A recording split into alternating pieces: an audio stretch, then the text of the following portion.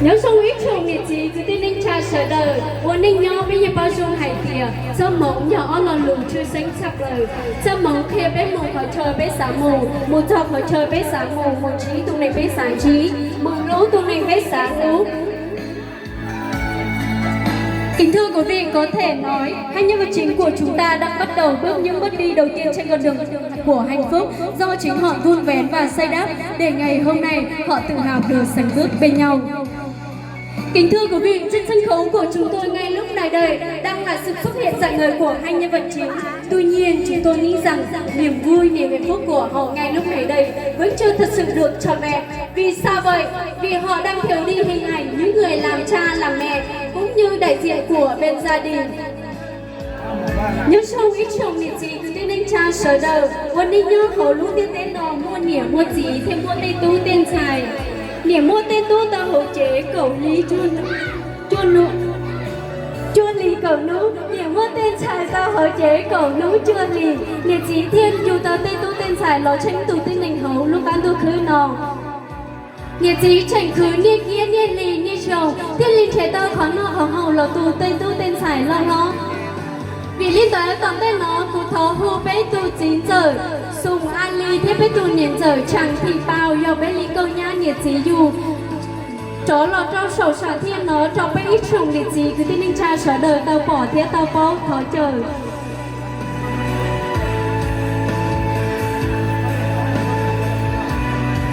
cụ thó hù bế chó liệt cho gì là cho sầu xả thiên nó cho bế ít sùng cứ tin ninh cha sở đời tao bỏ thế tao bó.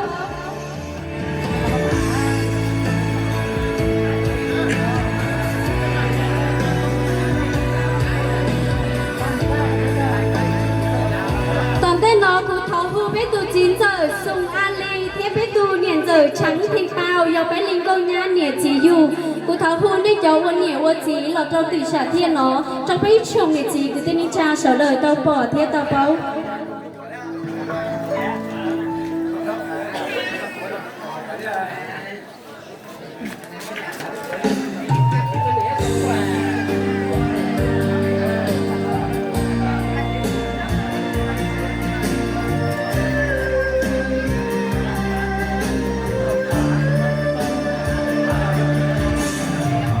Hù bế tù niệm giờ chẳng thì bao dòng bế tù cô nhá nhiệt gì lưu tró lọt tró xóa hấu khỏi chơi hùa cái chơi xí dùm đợi cô nhá tiên trò vào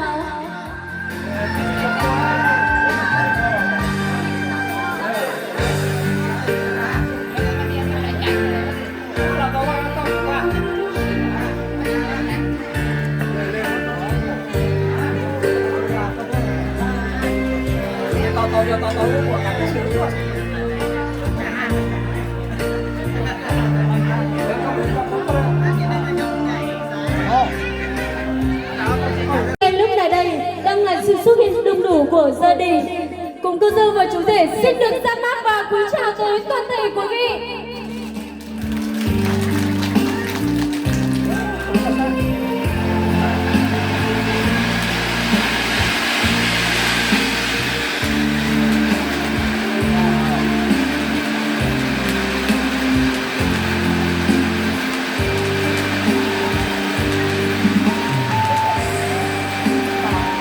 nhớ sông ít sông nhiệt gì cứ tin ninh cha sở đời ở bây giờ bao sông hải tía ta nhẹ đê đu nhẹ lê đà dù sĩ song go tờ trong lời mùi dù bao dù sẽ tranh chúa chè gì dù chìa chết cho tên lò lù có thiên tờ tên nhẹ tên gì tên cử tên ti tên bò tên giờ.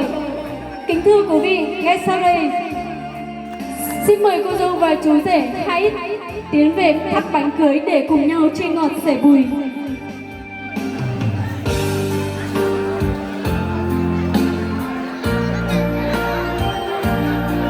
Vâng ạ, xin mời cô dâu và chú rể hãy cùng nhau chung tay cắt bánh.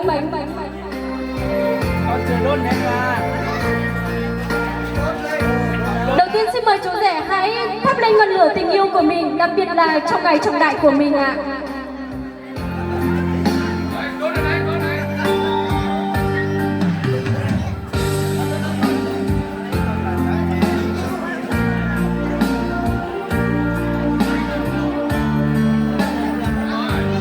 Xin mời cô dâu và chú rể hãy cùng chung tay cắt bánh cưới. Xin mời hai bạn.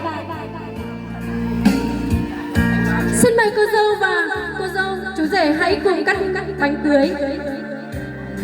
Ít chồng nị chị cứ tin ninh cha trả đời lúc xí hơn đời nó bé tù nha thế bé tù bấu chảy xí tố tè lò lại tía gái dĩ rẻ hai tía xin lúc nào một lời giáo tổn tè ó linh nhớ lời nhót ít cùng ít chế lời nhót cùng ít gì chúa mua ninh mua trá mua trái mua tú mua chia mua nhia bù va bù chế thọ bé trả đời sao ít lúc xuống bên đây cho mấy người có nhắn được vào theo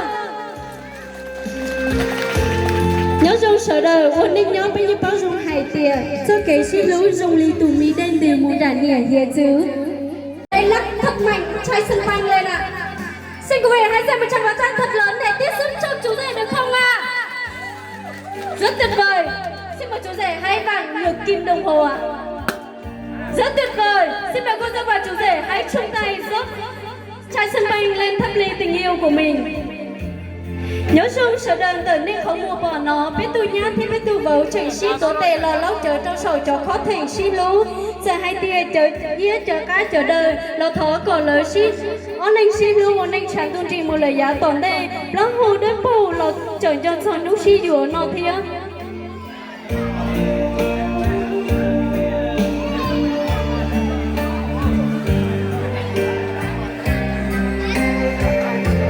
tiếp theo xin mời chú rể hãy mở nắp chai sâm panh thứ hai thao tác như là chai sâm panh thứ nhất ạ. Quý vị ơi, xin hãy dành một tràng pháo tay một lần nữa để tiếp sức cho chú rể một lần nữa ạ. Chú rể lưu ý hãy rất tuyệt vời. Xin mời chú rể hãy rót lên những ly ở dưới bàn trước ạ.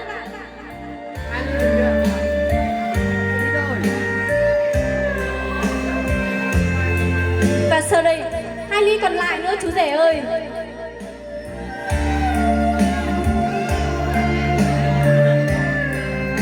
Xin mời cô dâu và chú rể hãy tiếp tục chung tay rót ly rượu sâm panh lên thắp ly tình yêu. Và ngay sau đây sẽ là những ly rượu hiếu kính, những ly rượu của lòng biết ơn của hai nhân vật chính của chúng ta sẽ cùng nhau kính dâng lên cho hai người bố người mẹ của mình.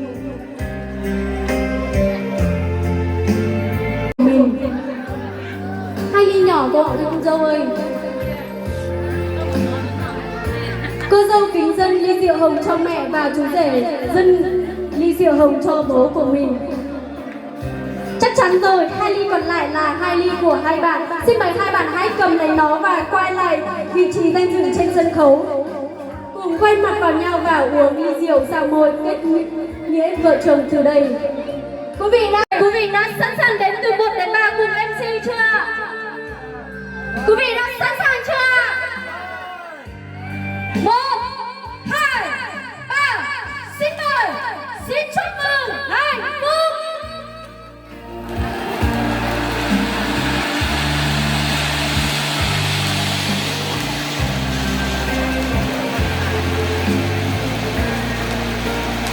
Thưa quý vị, ngày bây giờ xin chuyển lời mời của hai bên gia đình cùng cô dâu và chú rể.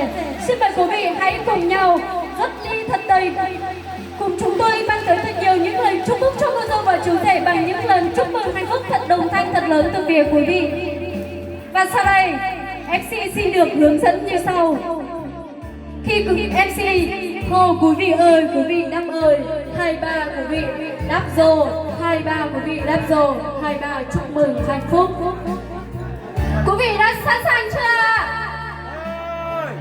Và nếu có thể được, MC xin mời quý vị ở phía dưới hãy cùng nhau đứng lên và nâng cao ly rượu của mình lên để đồng thanh thật lớn chúc mừng hạnh phúc cho cô dâu và chú rể trong ngày hôm nay ạ. Một lần nữa xin mời quý vị ở phía dưới hãy đứng lên và cầm cao ly của mình lên đi ạ. Phía bên phải sẵn sàng chưa? Phía bên trái đâu ạ? Quý vị ơi! Đi đâu? Và sau đây em xin bây giờ xin được phất nhịp ạ. Quý vị ơi! 2, 3! 2, 3! 2, 3! Xin chúc mừng hạnh phúc! Rất tuyệt vời, xin cảm ơn quý vị. Xin mời quý vị hãy cùng cạn ly đi ạ. Xin cảm ơn hai bên gia đình và sau đây xin mời cho tình yêu của cô dâu Hoàng Chi cô dâu Thị Chi và chú rể bằng gì? Thì quý vị có đồng ý cho cô dâu và chú rể trao nụ hôn thật đụng cháy không ạ? Quý vị có đồng ý không ạ? Vâng, quý vị đã đồng ý rồi. Không biết cô dâu và chú rể của chúng ta đã đồng ý và sẵn sàng chưa? Xin mời chú rể đã sẵn sàng chưa? Từ 3 về 1 cùng MC chưa ạ? 3, 2, 1. Xin mời, xin chúc mừng hạnh phúc. Và xin mời quý vị hãy dành một tràng vỗ tay thật lớn và thật dài để chúc mừng hạnh phúc cho cô dâu và chú rể ạ. Quý vị ơi, hình như là cô dâu và chú rể của chúng ta vẫn rất là ngại quý vị đúng không ạ? Quý vị có muốn một lần nữa cô dâu và chú rể làm lại cho chúng ta không ạ? Quý vị đồng ý rồi, xin mời cô dâu và chú rể tiếp tục quay mặt vào nhau. Hai tay của cô dâu đặt lên vai của chú rể đi ạ. Và sau đây quý vị đến từ 1 đến 10 cùng MC để cô dâu và chú rể được trao nụ hôn cho nhau lâu hơn được không ạ? Vâng, chúng tôi xin được bắt nhịp vào. Cô dâu và chú rể đã sẵn sàng chưa? Quý vị đến cùng MC ạ. 1, 2, 3. Cô dâu và chú rể vẫn chưa hôn nhau. Xin mời cô dâu và chú rể. Xin mời. 1, 2, 3, 4, 5, 6, 7, 8, 9, 10.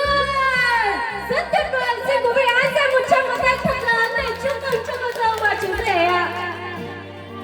Kính thưa quý vị, buổi lễ vu quy của cô dâu Thị Chi và chú rể Vân Di đã vừa được chúng tôi thực hiện tại Tư Gia họ nhà gái. Một lần nữa xin thay mặt cho gia đình cùng